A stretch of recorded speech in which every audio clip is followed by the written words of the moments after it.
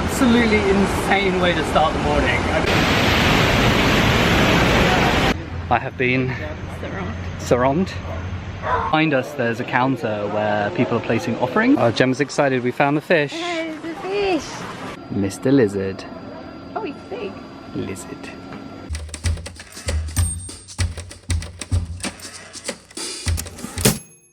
Next stop on our tour is the Cantic Agriculture Coffee Plantation.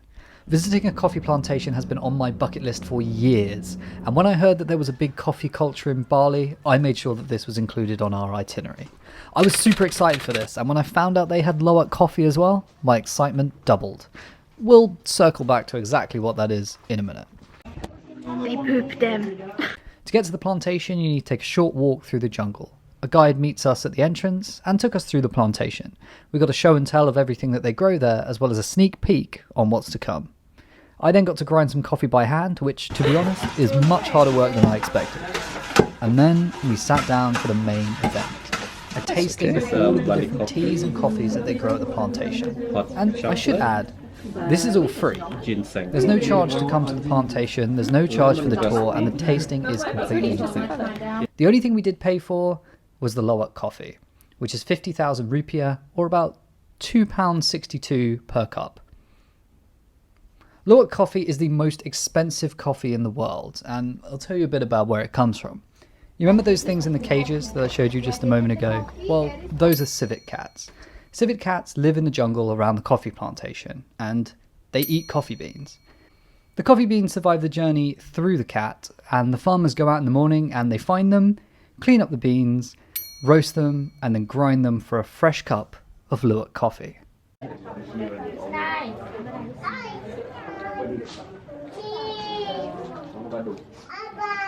Yeah, that's great. That's really great. I think my face really sums it up. The Loak coffee was absolutely fantastic. It's super nutty, it's really complex, and it's nowhere near as bitter as the normal barley coffee. Which is odd because it is the same beans and the process is the same as they use for the regular barley style coffee. The only difference is that it's gone all the way through a jungle cat first.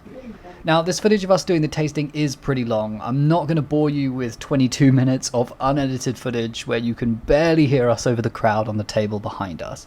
So instead, here's the highlights and the things that we liked best from this coffee tasting. So, what is your My favourite. top two? What are your two favourites? I got three. Can I choose three? Okay, choose three. Hot cocoa. Oh my god, that's so good. That's actually really sweet. Yeah. Ginseng coffee. It smells really like earthy. Oh, that's sweet. Yeah. That's really sweet. And barley coffee and cocoa. It's definitely like a mocha, but it feels more like a... That one's my favourite. Not like a fake mocha. That one's my favourite. I think it's for me, it's the civet. The Rosella tea took me by surprise. Oh, I like that. It's not like that one. And the ginseng. I think. Yeah. Absolutely great. Are we going to finish these off and continue on? Be buzzing for the rest of the day. With 4 stops down and 2 to go, we made our way up Kintamani Mountain to try and take in some of the best views on the island. So we've just driven about 30 minutes from the coffee plantation up to Kintamani and had a lovely buffet lunch, which was expensive, but we had a lot of food to make it worth the price. And now we have paid the premium for lunch for this beautiful view, which is the most beautiful thing I've ever seen.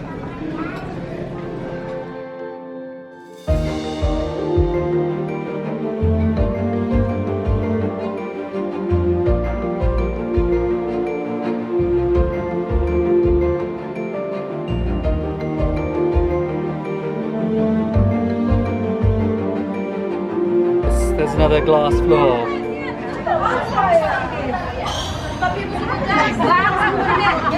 My favourite. After recovering from the views on Kintamani Mountain, it was time for our final stop of the day. This time we jumped back in the car, drove back down the mountain, and about 45 minutes later we arrived at the rice terraces.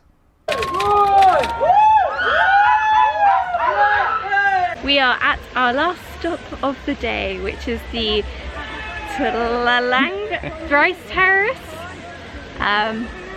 We're going to go for a nice little hike along the ridges here in our very appropriate hiking shoes.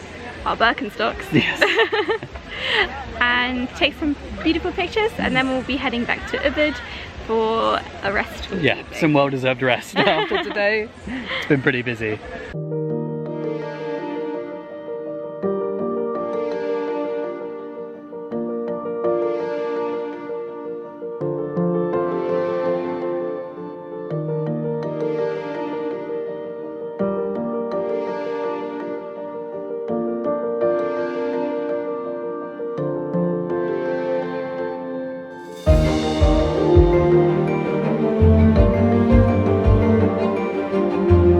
Almost to the top. It's one last climb.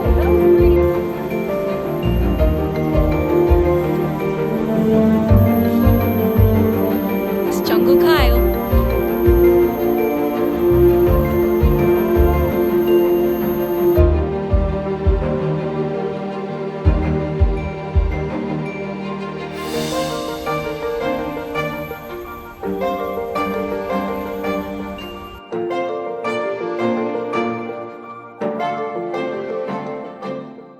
We made it all the way to the top of the rice terraces. Gemma, how do you feel? I'm actually feeling alright. It wasn't too bad. I think the worst bit was like the footing is a little bit rocky. But yeah, I would say don't do it in sandals, but you can do it in sandals and it's fine. And it's really, really, really beautiful. It's stunning up. Today has been the day of beautiful views. Absolutely. Like take your breath away. Stunning views. It's been so nice, and it's been nice to do a lot of stuff in one day, and to get it all done before dinner time. Yeah. And we've been really lucky with the weather. Like our driver was saying, with Mount Batur, usually it's just covered by clouds, but we had a perfectly blue sky, and here it's perfectly blue. It's not too hot. I'm not like dying. It's like, when you're jumping in and out of the car, it's not too bad as well, because the car's nice and aircon. So I definitely rate that. This is stunning. This is so stunning. Absolutely fantastic. And I think we're going to sit here for a little bit and we're going to enjoy the view. Yes. And we'll see you back at home. So that was the end of our Bali mega tour. But there was still one more thing we needed to do in the city. You see, it wouldn't be a trip to Ubud without a trip to the world famous monkey forest. So the next morning, we got all of our stuff ready again and headed out for one last trip. Good morning, Gemma. Where are we today? Good morning, good afternoon. We are at the monkey forest, the sacred monkey forest. So this is one of our final stops in Bali, and I am really scared because the monkeys, they take things from you sometimes. So I brought nothing with me. I'm so scared of the monkeys. I'm so scared. And I've been lumped with absolutely everything. Although we've reduced everything down to one bag. Normally we have a big shoulder bag, but I take offense to that. I only gave you my phone. I have pared everything down to just one bag with just the bare essentials. We've got no tripod for the camera or anything like that. So hopefully the monkeys won't take this from us, or we are completely screwed.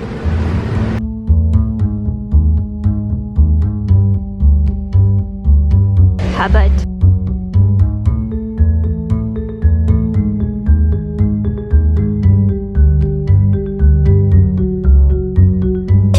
Oh Lord, come in. So the monkey forest is actually right in Ubud. Yes, we are staying the other side of the monkey forest. Which is surprising because you don't see any monkeys, or we haven't seen any monkeys actually running around the city. They're just happy in their monkey forest. It must be so sacred inside there for them. And content. And content and lovely. I really like monkeys. I'm really excited to see monkeys. We already saw one, a taste of what to come, I hope. You know, on the website it's like, oh, the monkeys may steal things from you, don't fight them, they just want a banana. And then there was like, and also the rabies man had rabies and hepatitis and herpes, so it's so scary. Yeah, a lot of things. It's alright, we just won't get bit. Let's head on inside.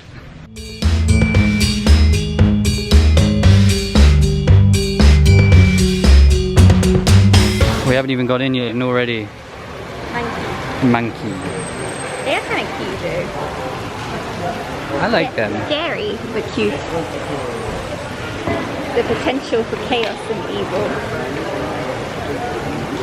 This place is honestly so much more modern and like built up than I thought it would be. A lot of the temples we've been to are quite rustic, but this one is all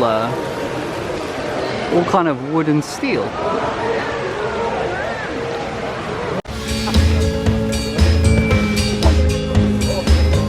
We just walked into the monkey forest and a woman just got attacked by a monkey. It jumped on her and tried to get in her bag. It's been like 30 seconds. Yeah, I said, if that happened to me, I wouldn't be continuing. I'd be turning around and leave it again.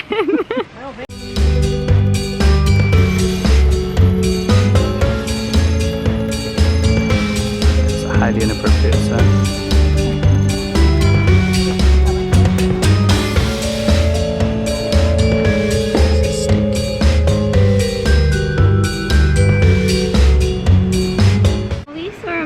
Got burned. He touched an incense stick and he went, ow! And he... It's very cute. And then what did we see, Kyle? We saw 2 monkeys trying to make a 3rd monkey. Some monkey loving. And now we're standing under some bats, which is cute. How's your monkey forest experience so far, okay. Gemma? No one hasn't jumped on me, so I'm okay. We'll see how the rest of the time goes. If one doesn't jump on me, I'll be fine. Yeah, they're pretty chill. They seem to spend loads of their time like bored toddlers, sort of hitting rocks on the floor. There's just a road that runs through here.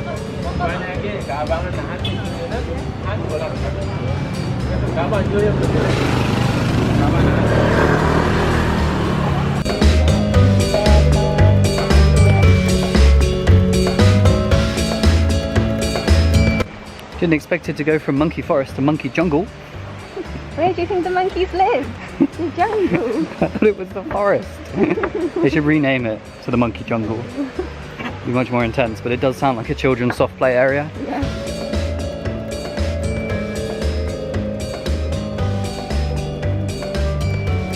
It's still completely crazy that this is in the middle of Ubud, like in a city. I was saying to Kyle just now that the workers here all have like slingshots, and I felt kind of sorry for the monkeys if they get slingshotted if they steal some things, but Kyle pointed out that it's probably like they throw like sweet potato at them, so then they drop your stuff and then they eat the sweet potato, and that makes me feel better because I felt bad for them.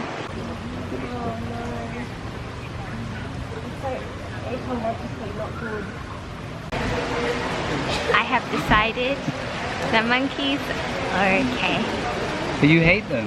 No, I don't hate them. I was scared of them. But they were actually quite sensible. One came and tapped me though, and I didn't quite appreciate that. He just put his hand on you. Yeah. That's all he wanted. A blessing. Yeah. But yeah, that's my character arc from not liking monkeys. So they're okay. Appreciating monkeys. I can appreciate a good monkey.